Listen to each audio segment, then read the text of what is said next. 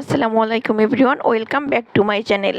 কেমন আছেন সবাই? আল্লাহর রহমতে আমি ভালো আছি। আশা করছি আপনারাও অনেক বেশি ভালো আছেন। আজ আমি আপনাদের সাথে কই মাছ ভুনা করার একটা রেসিপি শেয়ার করব। আশা করছি আপনাদের কাছে অনেক বেশি ভালো লাগবে। ভালো লাগলে অবশ্যই একটা লাইক দিয়ে দিবেন আর আমার চ্যানেলটিকে সাবস্ক্রাইব করে সবসময় পাশে থাকবেন। প্রথমে আমি প্যানের ভিতর দিয়ে দিচ্ছি পর্যাপ্ত পরিমাণে তেল। এর ভিতর আমি মাছ অ্যাড করে দিচ্ছি, অর্থাৎ তেলটা যখন ভালো মতো গরম হয়ে যাবে তখন আমি কই মাছগুলো দিয়ে এটাকে ভালো মতো ভেজে নিব।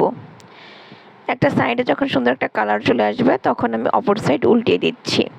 মাছটা ভাজার আগে আমি লবণ হলুদ মেখে নিয়েছিলাম। একইভাবে আমি দুইটা সাইডই ভেজে নিব। যখন ভাজা হয়ে যাবে তখন আমি মাছগুলোকে প্যান থেকে তুলে নিব। মাছটাকে খুব বেশি কড়া করে ভাজা যাবে না, অল্প ভাজলেই হয়ে যাবে। অবশিষ্ট তেলের ভিতরে আমি অ্যাড করে দিচ্ছি পেঁয়াজ কুচি। আমি এখানে হাফ কাপের মতো পেঁয়াজ কুচি ব্যবহার করেছি।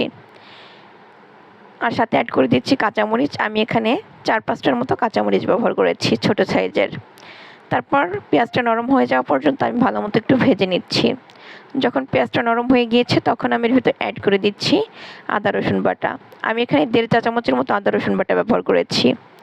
অ্যাড করে দিচ্ছি পেঁয়াজ বাটা 1 চা চামচ। এখন সব কিছুকে একটু ভালো মতো ভেজে নিচ্ছি যাতে করে আদা রসুনের কাঁচা গন্ধটা চলে যায়। ভাজা হয়ে গিয়েছে, এখন আমি এর ভিতরে অ্যাড করে দিচ্ছি কিছুটা পানি, যাতে করে মশলাটা পুড়ে না যায়। আর এই পানিটা দিয়ে আমি মশলাটাকে ভালো মতো কষিয়ে নেব। মশলাটার ভিতর যখন খুব ভালো মতো বলক চলে আসবে তখন আমি এর ভিতর অন্যান্য মশলা অ্যাড করে দেব। অ্যাড করে দিচ্ছি স্বাদ মতো লবণ। আমি এখানে হাফ চা চামচের মতো লবণ ব্যবহার করেছি। দিয়ে দিচ্ছি জিরার গুঁড়া 1 চা চামচ, হলুদের গুঁড়া দিয়ে দিচ্ছি হাফ চা চামচ, আর লাল মরিচের গুঁড়া ব্যবহার করছি 1 চা চামচ। আপনারা ঝালটা আপনাদের পছন্দ মতো ব্যবহার করবেন। সব কিছুকে নেড়ে চেড়ে ভালো মতো মিশিয়ে নিচ্ছি। এখন আমি মশলাটাকে এইভাবেই কষিয়ে নেব। আমি এখানে ধনিয়ার গুঁড়া ব্যবহার করিনি, আপনারা চাইলে কিন্তু সামান্য পরিমাণে ব্যবহার করতে পারেন। তো আমার কাছে মনে হয় ভুনা তরকারিতে ধনিয়ার গুঁড়োটা ব্যবহার না করাই ভালো। মশলাটা ভালো মতো কষানো হয়ে গিয়েছে, এখন আমি এর ভিতরে ভেজে রাখা মাছগুলো অ্যাড করে দিচ্ছি।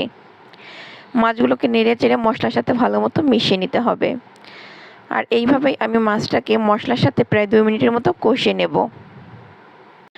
আজকে আমার এই ভিডিওতে যারা নতুন তাদেরকে অনুরোধ করছি আমার পেজটিকে ফলো করে দিবেন আর চ্যানেলটিকে সাবস্ক্রাইব করে দিবেন। ভিডিওগুলো ভালো লাগলে লাইক কমেন্ট শেয়ার করে সবসময় পাশে থাকবেন। মাছটাকে কষিয়ে নেওয়া হয়ে গেছে, এখন আমি এর ভিতরে অ্যাড করে দিচ্ছি পানি। আমি এখানে হাফ কাপের মতো পানি ব্যবহার করেছি। খুব বেশি পানি ব্যবহার করার প্রয়োজন নেই, যেহেতু মাছগুলো কিন্তু আগের থেকে অনেকটা কুক করা অর্থাৎ ভেজে নেওয়া হয়েছে।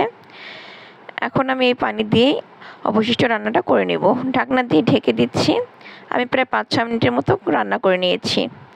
এখন পানি কিন্তু অনেকটাই শুকিয়ে গিয়েছে। এর ভিতরে আমি 2টার মতো এলাচ একটু ছেঁচে দিয়ে দিয়েছি। এটা অপশনাল, আপনারা চাইলে স্কিপ করতে পারেন। আমি অন্য কোনো ধরনের গরম মশলা ব্যবহার করিনি, শুধু এলাচটাই ব্যবহার করেছি। আমার কাছে এলাচের ঘ্রাণটা খুব ভালো লাগে তাই ব্যবহার করেছি। মাছটাকে আমি আর 2 মিনিটের মতো রান্না করে তারপর চুলা থেকে নামিয়ে নেব। এই পর্যায়ে কিন্তু পানি একদম শুকিয়ে গিয়েছে আর রান্নাটাও হয়ে গিয়েছে। আর এই পর্যায়ে আমি প্যান থেকে মাছগুলোকে তুলে সার্ভ করে নিচ্ছি। মাশাআল্লাহ, মাছগুলো খেতে কিন্তু খুবই ভালো লেগেছিল। আশা করছি আপনাদের কাছেও ভিডিওটা ভালো লেগেছে। আজকের মতো এখানেই বিদায় নিচ্ছি। সবাই ভালো থাকবেন, সুস্থ থাকবেন। আসসালামু আলাইকুম।